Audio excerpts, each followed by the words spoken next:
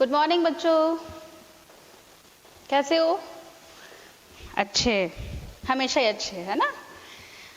चलिए, अपन 12th class में first जो अपना चैप्टर चल रहा था न्याय या राजनीति विज्ञान की प्रमुख अवधारणाओं के बारे में अपन बात कर रहे थे, जिसमें अपना जो फर्स्ट टॉपिक था वो था अपना न्याय।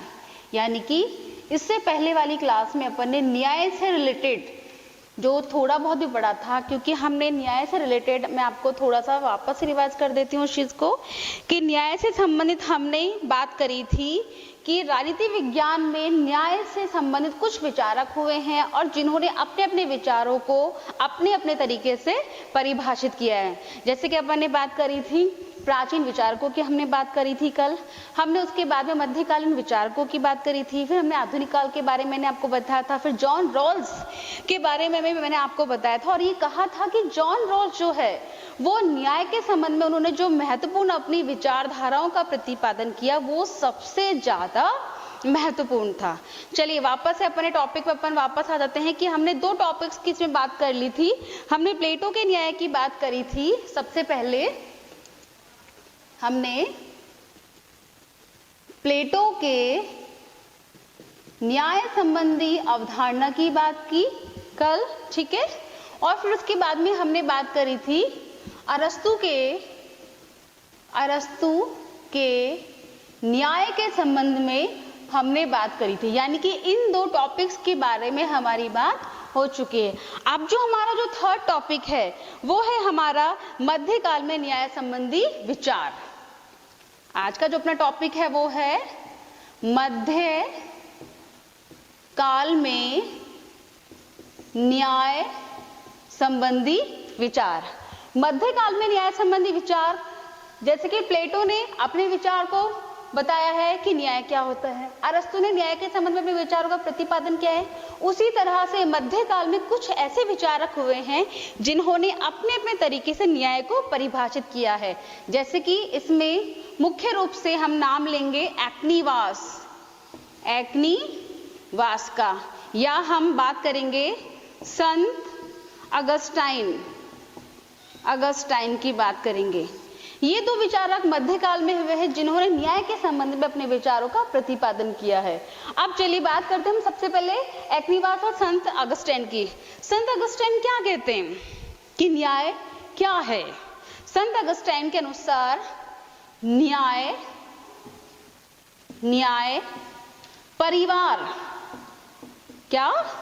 परिवार, लौकिक राज्य तथा इहलोक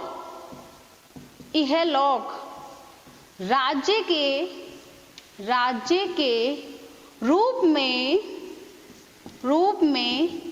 न्याय की संकल्पना को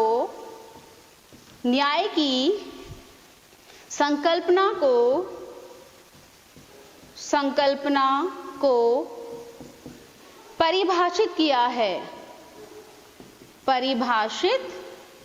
किया है, ठीक है।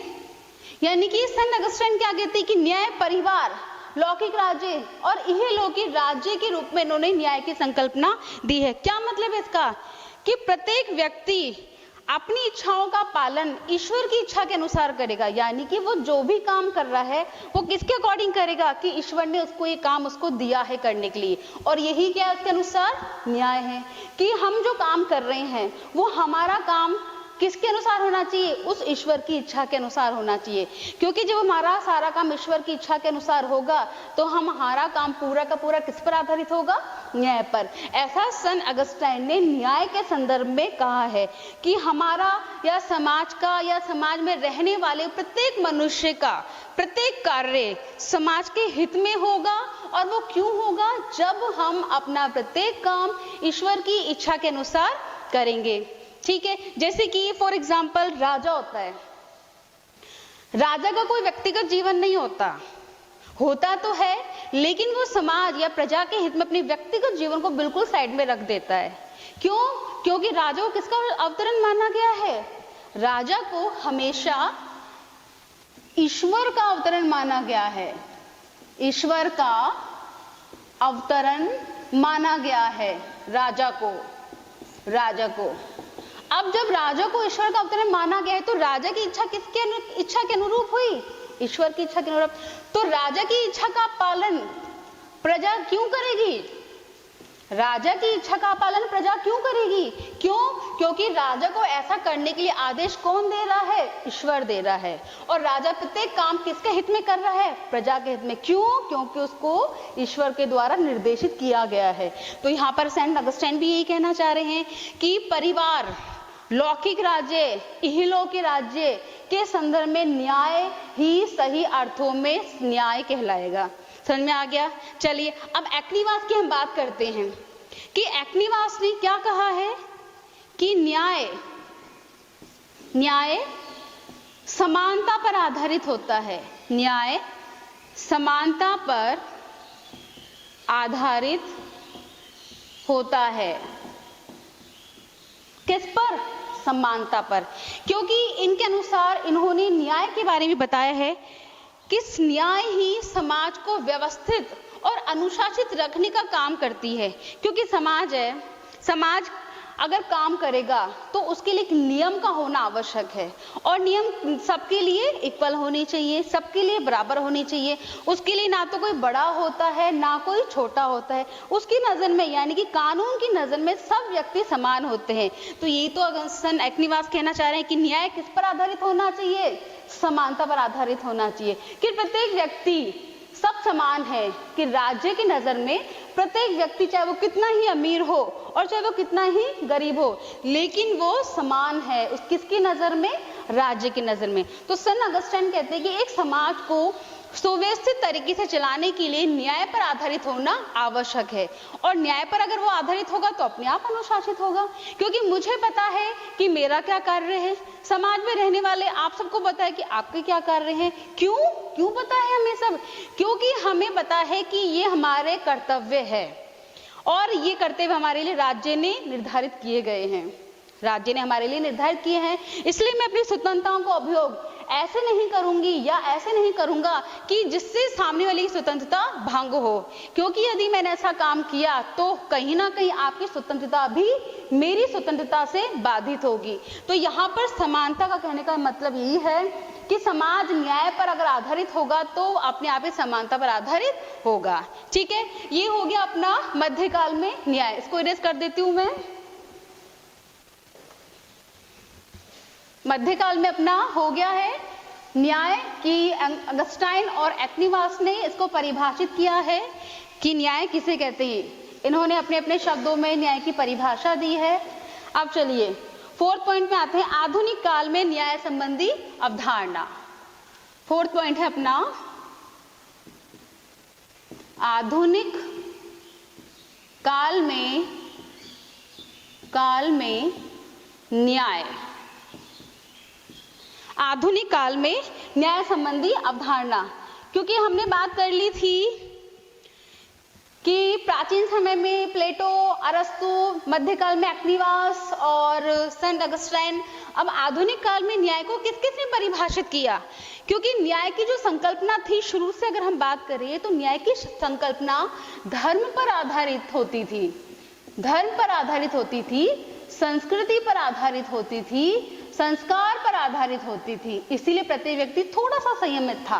लेकिन धीरे धीरे मध्यकाल में और फिर वापस से आधुनिक काल में आते आते इसकी जो संकल्पना है थोड़ी सी चेंज होती गई। इसीलिए विचारकों ने भी अपनी परिभाषाओं को थोड़ा सा बदला, विचारकों ने भी परिवर्तन के आधार पर अपनी न्याय पर जो अपने विचार व्यक्त किए वो थोड़े से चेंज हुए। जैसे कि अगर हम बात करें हुम की, तो उन्होंने भी न्याय के संबंध में कुछ परिभाषित किया है, लेकिन उनकी जो न्याय के संबंध जो अर्थ उन्होंने दिया है वो इतना इंपॉर्टेंस नहीं रखता है। इसीलिए जब इसमें आधुनिक समय में हॉब्स आए, आधुनिक समय में जब हॉब्स आए तो उनकी प्रमुख पुस्तक उन्होंने प्रतिपादित की, प्रमुख पुस्तक लेवियाथन, जो कि 1651 में उन्होंने प्रकाशित किया। अब देखो बच्चों, ये इंपॉर्टेंट है, आपके छोटे क्वेश्चंस में आपके आ सकता है आराम से कि हॉब्स की प्रमुख पुस्तक का नाम क्या था? लेवियाथन। और उन्होंने इसे कब प्रकाशित किया? 1651 में। उन्होंने जो पुस्तक है लेवियाथन, इस पुस्तक में उन्होंने सामाजिक अनुबंध के बारे में बात करी है कि सामाजिक अनुबंध दिया है कि प्रकृति, जैसे कि इसको ज्यादा डिटेल में अपन बात नहीं करेंगे, मैं शॉर्टली आपको हल्का सा समझा देती हूँ कि सामाजिक अनुबंध की उन्होंने बात करी थी कि समाज में प्रत्येक व्यक्ति रहता है, उसको कुछ आवश्यकताओं की पूर्ति के लिए किसी ना किसी है ना समाज की या फिर किसी व्यक्ति की या फिर एक ऐसी संस्था की जरूरत होती है जो उसकी उन आवश्यकताओं की पूर्ति कर सके। इसीलिए समाज में कुछ जिनके पास जरूरतें पूरी हो चुकी हैं और जिनकी जरूरतें पूरी नहीं हुई है, उनके बीच में आपसे संघर्ष चलता है, फिर एक राज्य का निर्माण होता है और राज्य के निर्माण के द्वारा प्रत्येक व्यक्ति को, समाज में रहने वाले प्रत्येक व्यक्ति को कुछ अधिकार दिए जाते हैं, कुछ स्वतंत्रताएं दी जाती है। ये इन सबसे इनका सामाजिक अनुबंध या सामाजिक समझौता इससे रिलेटेड है। लेकिन हॉब्स ने न्याय के संबंध में भी अपनी बात की है।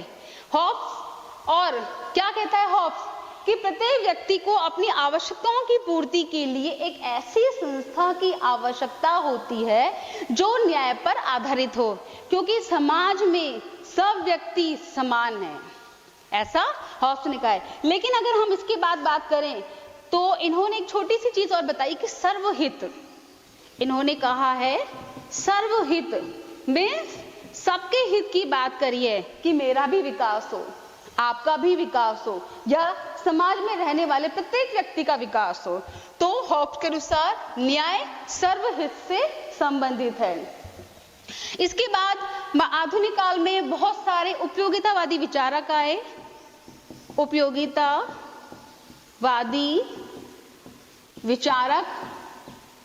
विचारक जैसे कि इनमें प्रमुख नाम है बेंथम, मिल। ये सबसे इंपॉर्टेंट है कि उपयोगितावादी विचारक का जनक हम किसको मानते हैं? बेंथम को। उसके बाद इनके शिष्य हुए मिल, यानी कि मिल ने बेंथम के ही विचारों को ग्रहण किया, लेकिन कुछ संशोधन के साथ में। तो देखिए उपयोगितावादी विचारक क्या कहते हैं कि बेंथम का कहना है कि सबका हित, यानी कि अधिकतम, इन्होंने कहा है कि न्याय अधिकतम व्यक्तियों का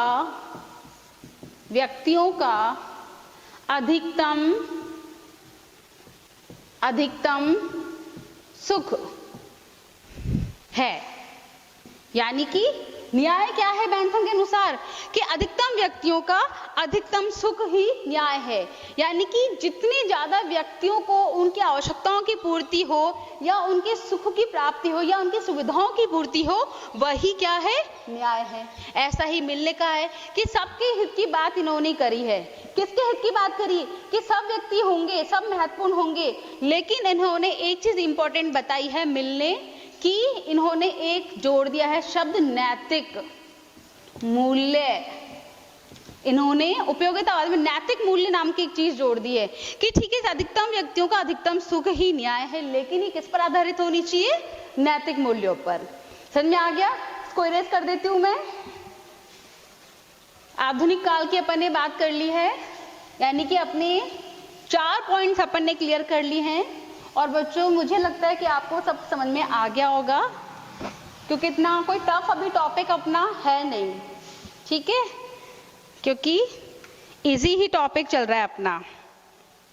चलिए अब इसके बाद जो सबसे इंपॉर्टेंट मैंने आपको कहा था, जॉन रॉल्स का न्याय सिद्धांत। जॉन रॉल्स का न्याय सिद्धांत कि हमने आधुनिक प्लेटो की बात करी, हमने अरस्तु की बात करी, हमने उसके बाद में मध्यकाल की हमने बात करी, आधुनिक काल की हमने बात करी। अब जो सबसे जो इंपॉर्टेंट है वो है जॉन रॉल्स का न्याय सिद्धांत कि जॉन रॉल्स ने न्याय के बारे में क्या कहा है। इंपॉर्टेंट है, थोड़ा सा इन्हीं 4 पॉइंट से थोड़ा सा आपको टफ लगेगा, लेकिन अगर आपको अच्छे समझ में आ जाएगा तो कोई दिक्कत नहीं है। चलिए स्टार्ट करते हैं कि जॉन रॉल्स की प्रमुख पुस्तक जॉन रॉल्स की प्रमुख पुस्तक, मतलब ये जो पुस्तक है इस बुक में इन्होंने अपने न्याय के संबंध में अपने विचारों का प्रतिपादन किया है कि प्रमुख पुस्तक a theory of justice, a theory of justice जो कि 1979 में प्रकाशित हुई। अ थ्योरी ऑफ जस्टिस जो 1971 में प्रकाशित हुई। दूसरी इनकी अ पॉलिटिकल लिबरलिज्म, दूसरी इनका बुक का नाम है पॉलिटिकल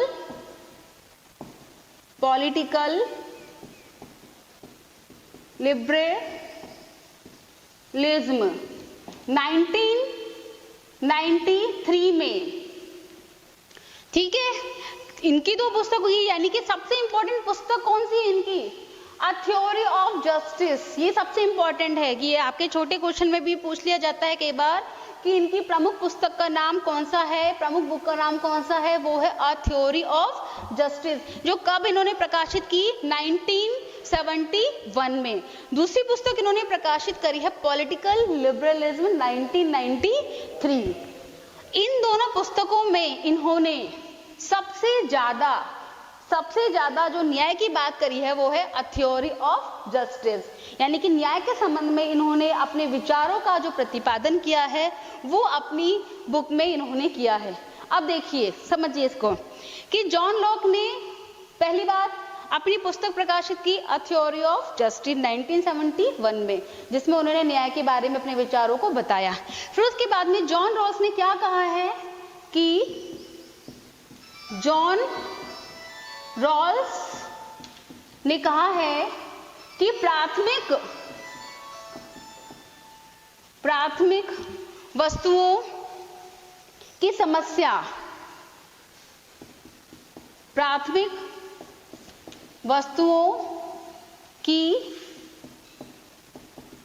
समस्या, यानी कि उन्होंने न्याय के बारे में बताया है कि सबसे ज्यादा जो हमें समस्या आती है वो प्राथमिक वस्तुओं की समस्या आती है।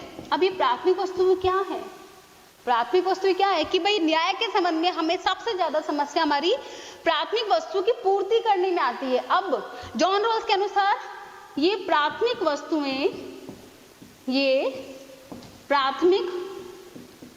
वस्तुएं क्या होंगी? प्राथमिक वस्तुएं जैसे कि हमारा अधिकार, दूसरा हमारी समानता,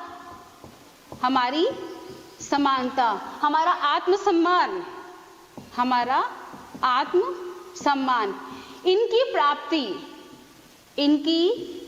प्राप्ति ही प्राथमिक वस्तुओं की समस्या है। यानी कि जब समाज में प्रत्येक व्यक्ति को अधिकार मिल जाए, समानता मिल जाए या आत्मसम्मान का उसको जीवन मिल जाए, तब सही अर्थों में न्याय की परिभाषा या न्याय पर आधारित समाज का निर्माण संभव है। ये तो जॉन रॉल्स ने आपको एक छोटी सी चीज बताई है, लेकिन इसके अलावा भी जॉन रॉल्स ने बहुत सारी चीजें बताई है न्याय के संबंध में, क्योंकि इसमें डिटेल है बहुत सारा, लेकिन अपना जो टॉपिक वो छोटा ही है, इसलिए मैं आपको एक चीज और इसमें बता देती हूँ कि इसके अलावा जॉन रॉल्स ने अपने न्याय को इंपॉर्टेंट है, ये ध्यान रखिएगा, प्रक्रियात्मक न्याय की संज्ञा दी है। न्याय की संज्ञा दी है, ठीक है, प्रक्रियात्मक न्याय की संज्ञा दी है। अब प्रक्रियात्मक न्याय क्या है? कोई बता सकता है कि प्रक्रिया यानी कि प्रक्रिया से रिलेटेड। अब कौन सी प्रक्रिया? जो हमने इनकी बात करी है प्राथमिक वस्तुओं की, कि प्रत्येक व्यक्ति को जब अधिकार, सही मायने में समाज में अधिकार मिल जाएगा, समानता मिल जाएगी या उसका आत्मसम्मान कंप्लीट हो जाएगा, पूरा हो जाएगा, तब सही अर्थों में ये जो प्रक्रिया है, यानी कि ये जब हम स्टेप बाय स्टेप की बात करते हैं तो वो वाकई में समाज कैसा होगा? न्याय पर आधारित समाज होगा। ये तो इसके बारे में बताया कि जॉन रॉल्स में 3-4 इंपॉर्टेंट क्वेश्चंस बन रहे हैं आपके, जैसे कि इनका बुक का नाम जॉन रॉल्स ने प्राथमिक वस्तुओं का बताया है कि वो कौन सी प्राप्ति होनी चाहिए, वो ये चीज है। और जॉन रॉल्स ने अपने न्याय को किस नाम की संज्ञा दी है, वो है प्रक्रियात्मक न्याय की। अब इसके अलावा एक चीज और बताई है न्याय के बारे में जॉन रॉल्स ने, वो ये है कि उन्होंने अपने 3 स्टेप की बात करी है। मैं इसको इरेज कर देती हूँ, आपने लिख लिया होगा सभी ने।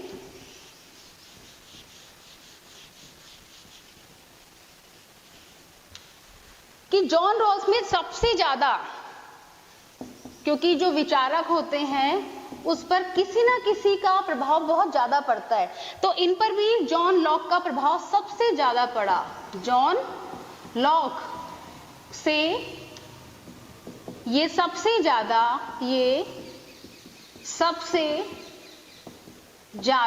प्रभावित थे।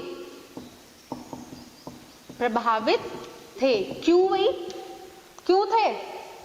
क्योंकि जॉन लॉक ने, क्योंकि अब मैंने हॉब्स की बात करी थी, तब मैंने बात बताई थी आपको कि हॉब्स ने सामाजिक अनुबंध दिया या सामाजिक समझौता का सिद्धांत दिया। उसी तरह से लॉक ने भी सामाजिक, क्योंकि जो 3 विचारक हैं हॉब्स, लॉक और रूसो, ये तीनों ही विचारक सामाजिक समझौतावादी विचारक कहलाते हैं, जिसमें अपन ने हॉब्स की बात करी कि उन्होंने सामाजिक समझौता सिद्धांत दिया। अब अपन लॉक की बात करें कि लॉक ने भी सामाजिक समझौता सिद्धांत दिया, और इसी सामाजिक समझौते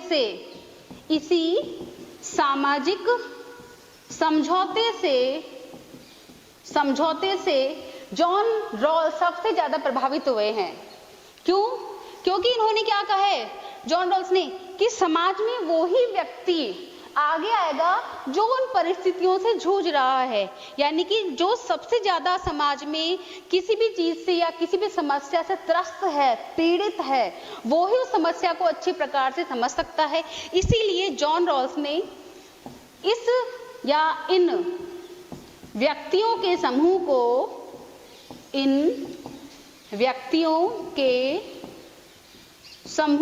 को इंपॉर्टेंट है, देखिए, विवेकशील कर्ता की संज्ञा दी। विवेकशील मतलब जिनमें बुद्धि है कि अच्छे और बुरे को समझने की, वो चाहते हैं समाज के लिए कुछ करना, कि समाज हमारी तरह जो समस्या से पीड़ित हो रहे हैं, समाज का प्रत्येक व्यक्ति उस समस्या से पीड़ित ना हो, इसीलिए वो समाधान प्रस्तुत कर रहे हैं। इसीलिए जॉन रॉल्स ने उन व्यक्तियों के समूह क्या नाम दिया है? विवेकशील कर्ता। ठीक है, तो ये अपना कंप्लीट हो गया है जॉन रॉल्स का न्याय सिद्धांत, यानी कि अपने 5 पॉइंट आज कंप्लीट हो गए। नेक्स्ट क्लास में इसके आगे की बात करेंगे अपन। Okay, thank you.